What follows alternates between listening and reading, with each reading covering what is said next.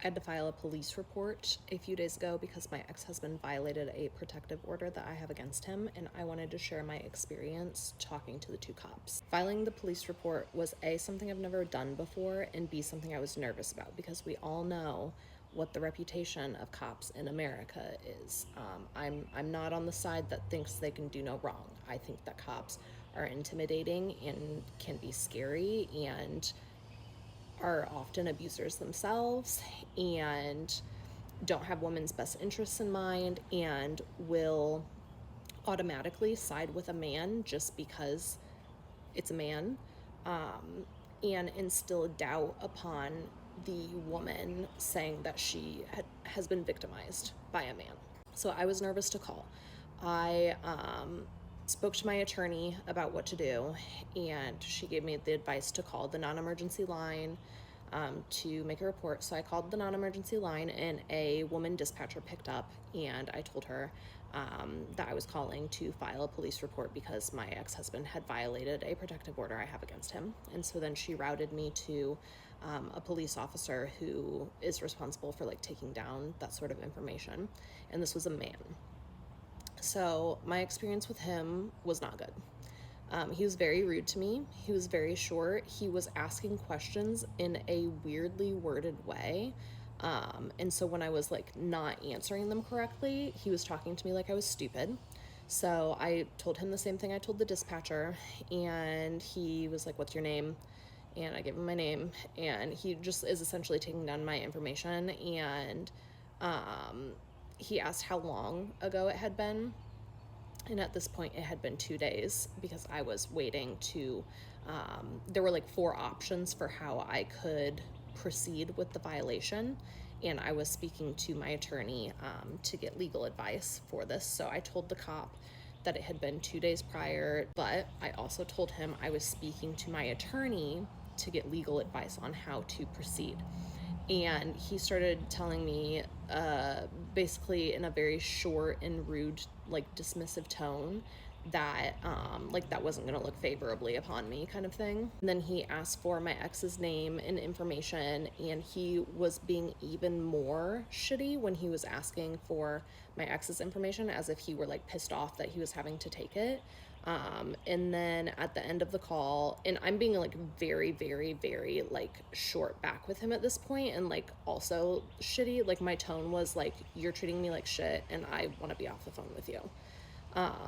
So at the end, he told me that another cop would call me from a line that didn't have caller ID and that I needed to pick it up. And so I said, okay, and I hung up on him. So that cop, the second cop, did call me.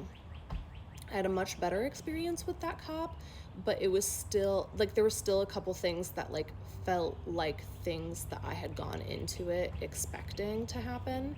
So this cop was at least kind to me. He wasn't speaking shittily towards me. He wasn't passing judgments. He wasn't, like, being one way or the other as far as, like, what had happened, like the fact that the protective order was violated. He was very like, "Your ex shouldn't have done this. This is obviously not okay." He kind of laid out for me. He was like, "We can go about this any number of ways that you want, but I don't really know what you want out of this." Like after I had given him the information and shared with him what exactly had happened in terms of the violation. And he was like, I can make a case out of this, and I can file it up to the court system, and like we can put a warrant out for his arrest and have him put in jail. But he was like, but I don't know what, like, is that something you want? Like, what do you want to happen here?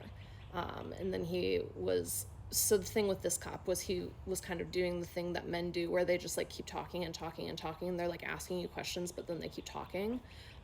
So then he was like, I can also like give him a call and like reiterate to him that like this is a violation and you have every right to make sure he goes to jail if he violates this order that you have against him, because he's done enough to have a protective order like out against him. So like obviously he shouldn't be violating it. And he was like, I can call him and remind him of that, but like I can also make a case out of this. So like, what do you want me to do? He talked for like 7 minutes long. Everything that I just said to you was like a 7-minute long, and I'm just like like waiting for him to stop talking. I could have interrupted him, but I didn't. So I told him, after talking to my attorney, because of some other things that are going on, that at this juncture, because my ex wasn't physically threatening, he didn't make any threats towards me, he didn't show up in person, I said, I just want someone with authority to speak to him and remind him that he can't do this. Because if I ignored it, then he was going to think that it's okay to continue to contact me.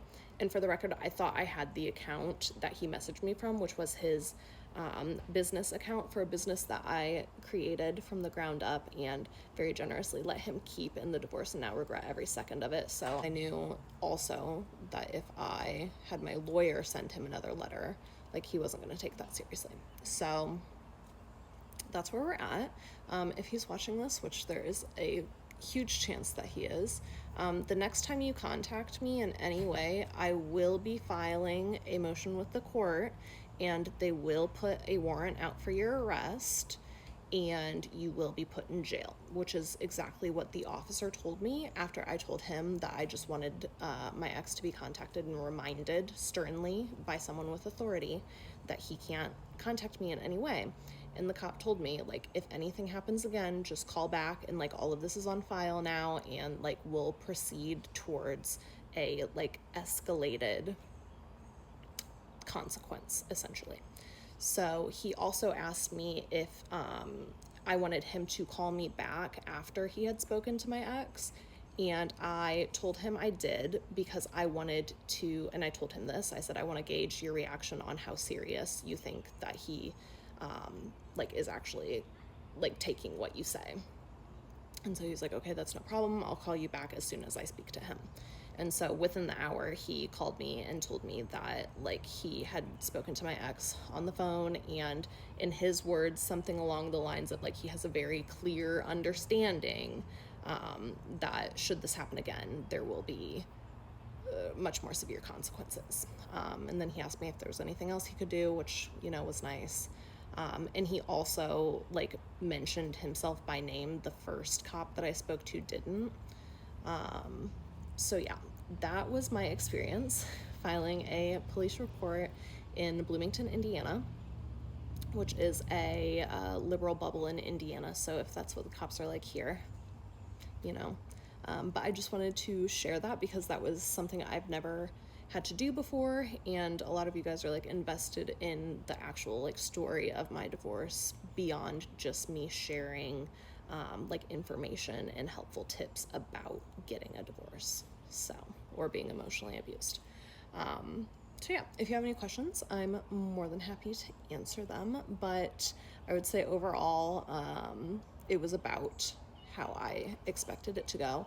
And I will say something else about the second cop that was just, like, a little thing that stood out is he was really, really distracted, or, no shade, no tea, but he wasn't, like, he came across as kind of, like, dopey, like, dumb, like, cronky, because he would, like, repeat himself, like, over and over and over and over again, but, like, a like, phrase that he was saying, he just, and not in, like, a stuttering way, maybe, I don't know, I'm, like, thinking about it too hard now, but it came off as either he was really distracted and, like, wasn't able to focus entirely on the call, or he was just, like, a little bit dopey.